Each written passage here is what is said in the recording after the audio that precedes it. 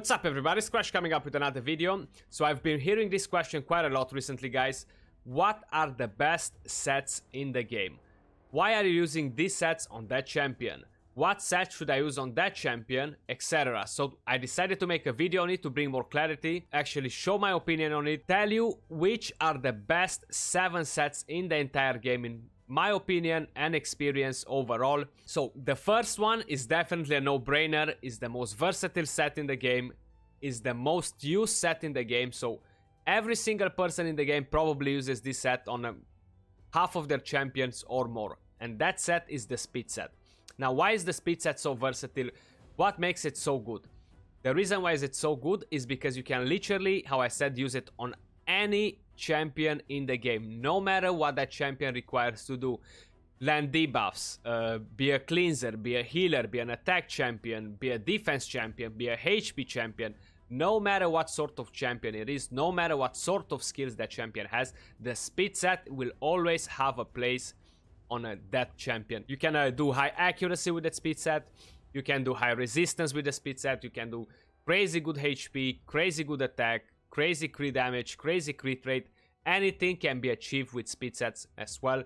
That's why that set is #1 set in the game, and honestly I don't think anyone can disagree with me on this. It's always been like this and probably is always gonna be like this as well, to have the speed set being the #1 ruler in the entire game. If you just want to go speed is super important for arena, super important for clan boss. Now if you want to do all sort of crazy and killable teams, good for dungeons, literally good everywhere, honestly. So speed set, my opinion, and probably everyone's opinion, how I said it, is the #1 set in the game. That one, you farm it from the dragon. Definitely a lot of investment to be able to actually get good pieces from the dragon. You can either buy it when you have that offer with $15, 6-star epic speed gear, guys. If you do want to get fast, that's the main thing you care about. Rather than throwing thousands and thousands and thousands of energy on the dragon and get only blue pieces or get 1 to 2 epic pieces time to time or a legendary one, definitely considering buying that speed pack if you're interested in only getting speed and nothing else. The second set in the current meta, honestly, I would say is immunity. Pretty versatile set as well, super important towards arena. So for arena, immunity gear is like crazily good. High accuracy again, high resistance, pretty good speed as well. You can go on 300 plus speed with immunity gear. Is absolutely crazy. Builds all sort of different crazy champions to it. A lot of champions, they can affect their AI by giving them immunity. Like we have Warlord right here. Warlord, for example, we use his A2 pretty much all the time in arena, in dungeons, everywhere, unless you have him or 2 other champions in immunity gear. That's when he will trigger his A3 over the A2. So immunity is a good way to trigger the champion skills as well, on some of them, of course.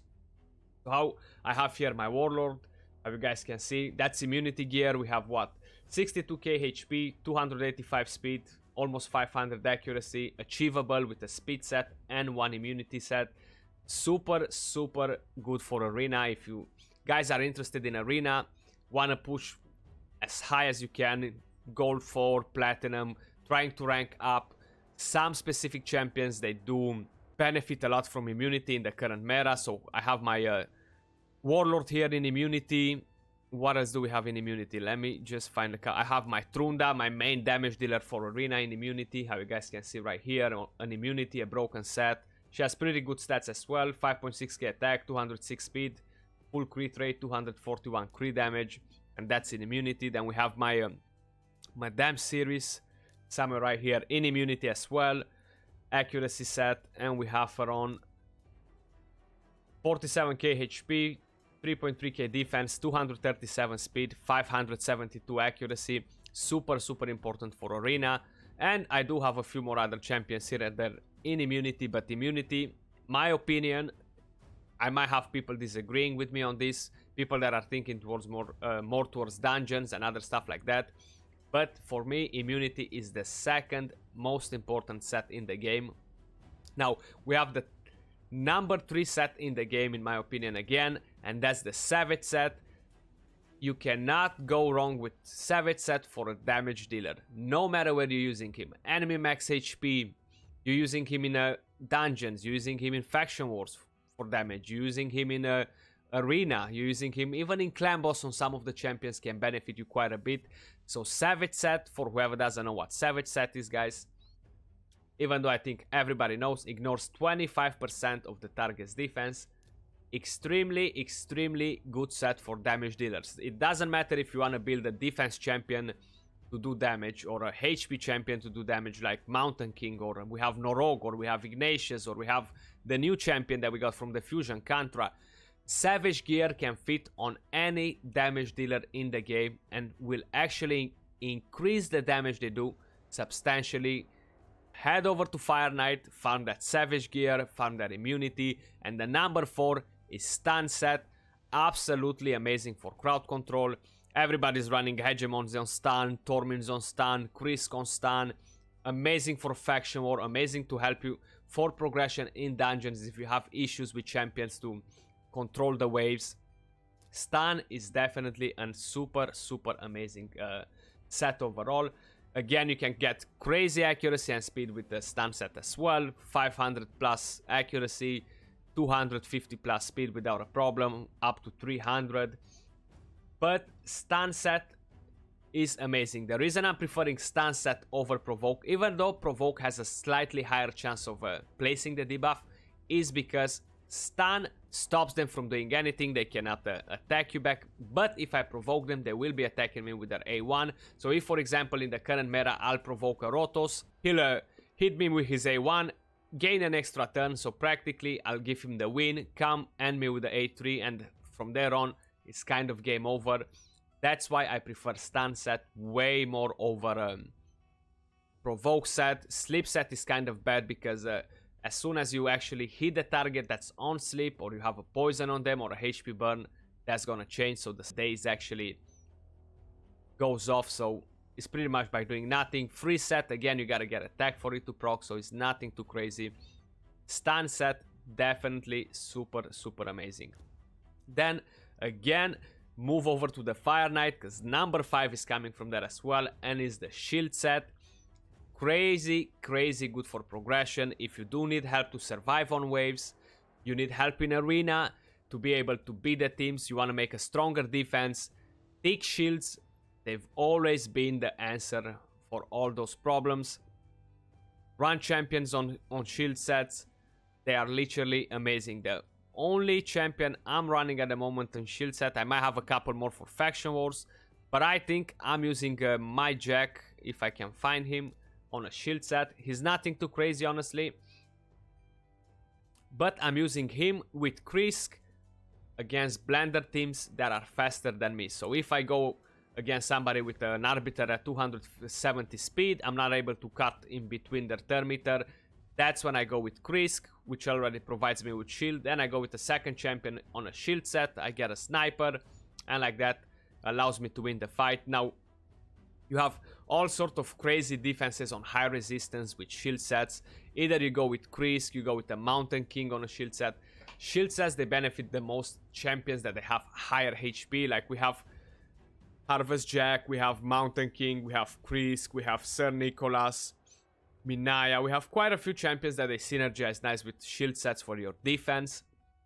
Again, amazing for faction wars if you do need help to survive. Again, amazing for dungeons. You can go with high resistance on it, high accuracy, get decent amount of speed overall and stuff, but arena wise, shield set can help you tremendously in your defense, in your attack. If the enemy team is faster, how I said, pretty much the same way I'm using shield sets at the moment, is absolutely super important to have some.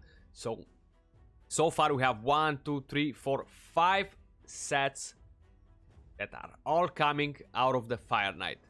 So make sure you guys drop all that energy into Fire Knight if you do want to have a good progression, if you do want to progress more in the game and actually be one of the top players in Arena. Even when I mean top, I'm not meaning top 10. In the top 500, top 1000, top 2000, you gotta do some of these things. You gotta farm a lot of this gear in order for you to actually be able to achieve this. You see, a lot of things are champion related. You do need to have some of the best champions, but gear is what makes this game run the way it is. Gear is the most important thing in the game. Champions, they come second. You can have any champion in the game if you want, but if you don't have good gear, that champion is just not gonna perform as good.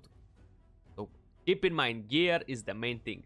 Now the next one is stalwart gear. Super good for clan boss.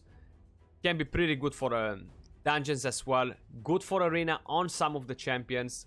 The same for dungeons on some of the champions as well. You can use it on attack champions, on squishy cold hearts, squishy royal guards, all sort of other champions that they can die pretty early. So on stalwart, what you're getting is damage reduction. So 30% damage reduction from AoE attacks. Like, let's just consider for arena, for example. Let's take a Duchess. She already has her passive. Damage reduction from AoE attacks. Then you put her on a stalwart set as well. She's gonna be crazily hard to kill with a nuker, like with a Trunda, with a Foley, with a B-gun, anything like that. Skull Crown. She's gonna be super hard to kill because of all the damage reduction she will get overall. Just imagine a crazy Duchess, 650 plus resistance in arena on a stalwart set. That's gonna be super hard to kill. And then bring some other champions that they offer her some shield as well. It's gonna be like crazy hard to kill. And now you heard me, 650 plus. I'm talking about platinum. The lower you get, the lower the resistance, the lower the stats you're looking for, the lower the accuracy, the lower the speed, etc. But all this can help you starting from bronze 1 up to platinum. So keep that in mind. If you're struggling in the low tiers of arena, these sets that I've just told you right now, depending by the teams you're fighting, depending by the champions you're having, they will help you tremendously. And I can guarantee you that you starting using this sort of sets of gear on your champions from early on, silver, bronze, etc., it will push you higher and higher every single day. Trust me when I'm telling you that. Now, talking about clan boss and stalwart, if you haven't seen my video, I one-kid Ultra Nightmare, survived 83 clan boss turns with a high defense team, so no unkillable, no block damage, anything at all like that. I had no damage reduction from Duchess, stalwart gear, a bit of shield from Valk, and I survived 83 turns, one-kid Ultra Nightmare with a crazy team, all on stalwart gear. And then the last one, and again, is pretty popular. Once you reach the end game, and maybe let's just say super end game rather than just the end game, because for a lot of people end game means, okay, I beat all the stages 20, I got my arbiter, that's end game for me, is the lifesteal gear. But once you pass all this point that I said, you beat the dungeons and you're just looking to get faster runs in dungeons and stuff like that, you're towards the super end game, to call it like this, because I feel like it's a really big gap in between end game and the point where some of us play the game. Lifesteal gear, it kind of disappears. But because a lot of people are still using lifesteal and it's still a super useful set, lifesteal needed to be in this top right here. At the moment, honestly, I'm not using lifesteal on a lot of champions. When I'm using some sort of different builds for clan boss, I am using lifesteal just because it's needed for that sort of comms. But I think the only champion that I'm actually using somewhere rather than clan boss and is on lifesteal is Sir Nicholas. It's not a crazy build on him. I don't even know why I build him on lifesteal, but I just like his build, so I'm probably not gonna change it. But lifesteal is a super helpful set for you. So what we have from the dragon is speed and lifesteal that you really gotta farm. Of course, accuracy set is super amazing, important for whoever doesn't have the Great Hall Max, for whoever doesn't have banners and stuff like that. Crit damage gear is good, crit rate and all this, but we're talking about the best 7 sets in the entire game that can actually allow you to achieve all the crit rate you need, all the crit damage you need, all the attack you need, all the HP you need, all the accuracy and all the resistance you need without actually using the specific set tied to the bonus set that I just said right now with the accuracy, resistance, etc. Speed set is still the #1 thing in the game. Lifesteal gear is gonna be used for a lot of new starter players, mid endgame players. Let me know what are your favorite sets of gear, what you guys are using the most. Trust me when I'm telling you about Arena, guys. You gotta abandon the Dragon, move over to the Fire Knight. You can build so many different strats, so many different good sets from the Fire Knight that they can help you towards Arena and dungeons. Like Savage set, for example. If you've seen my Septimus hitting for like 6.5 million damage on the Spider on Savage set, and Cruel.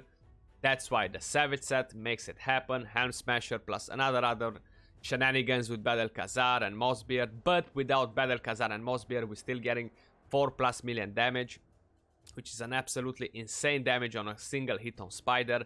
And all that because of the Savage gear. That was all pretty much for the video, guys. Hope you enjoyed it. Let me know how would you rank the best sets of gear from the game in your own opinion. Appreciate you guys watching. If you did enjoy the video, don't forget to thumbs up, subscribe for more content, turn on notifications to see when I upload next, and I'll see you all soon on another video. Till then, peace out.